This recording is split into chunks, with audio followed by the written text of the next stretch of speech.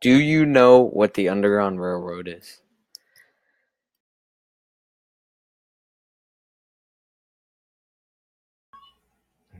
Years ago, between the years of 1850 and 1860, slaves had found a route to escape all the way to the north to reach Canada. In 1853, Harriet Tubman began her work with the Underground Railroad. This was a network of anti-slave activists who helped slavery escape from the South.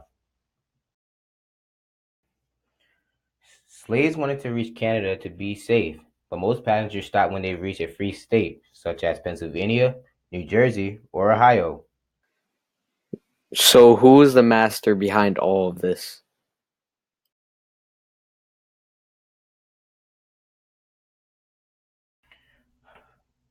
After Tubman had escaped from slavery, she returned to many slave states that held slaves to help them get them away. This was dangerous for her and the others. There was a bounty offered for her capture because she was a fugitive slave herself, and she was breaking the laws in slave states by helping others escape. If the slaves wanted to change his or her mind during the journey to freedom, Harriet Tubman pulled out a gun and says, "You will be free or you'll die a slave." Tubman knew if they were able to go back, everything would just fall apart.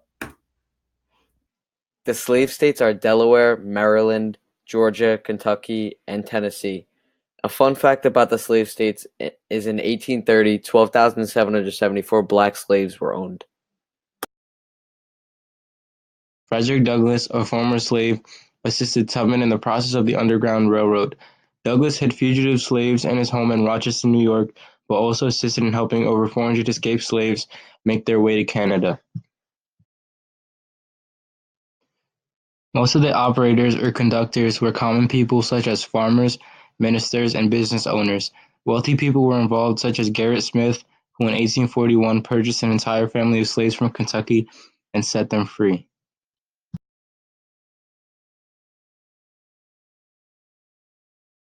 The real question is, what were their punishments if one was caught escaping?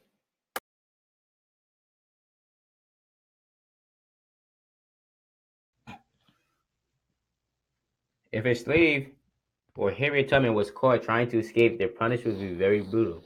Most often, runaway slaves would be sold to the South, which means that they were sold much further than Maryland. This would impact the slaves because it would be harder for them to travel north because it's a much greater distance. The map on the next slide shows how the northern states that's labeled green were free states, and the southern states that were labeled red are slave states. Runaway slaves try to run north because they believe further north you go, the safer you would be.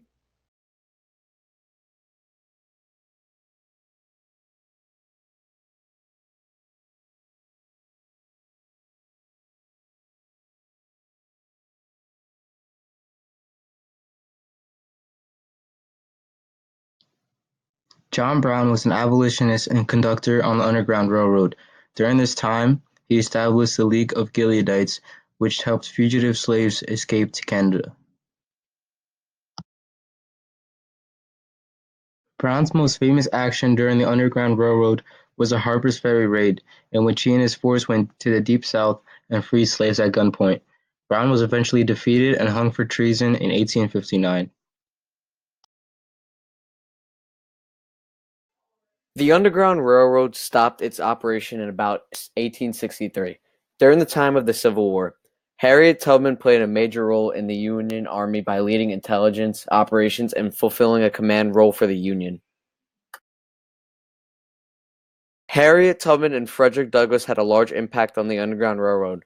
Both had helped over 400 indentured slaves make its way to Canada. Soon on the date of March 10, 1913, Harriet Tubman passes away from pneumonia at the age of 91. Frederick Douglass passes away with a heart attack on the date of February 20th, 1895 at the age of 77.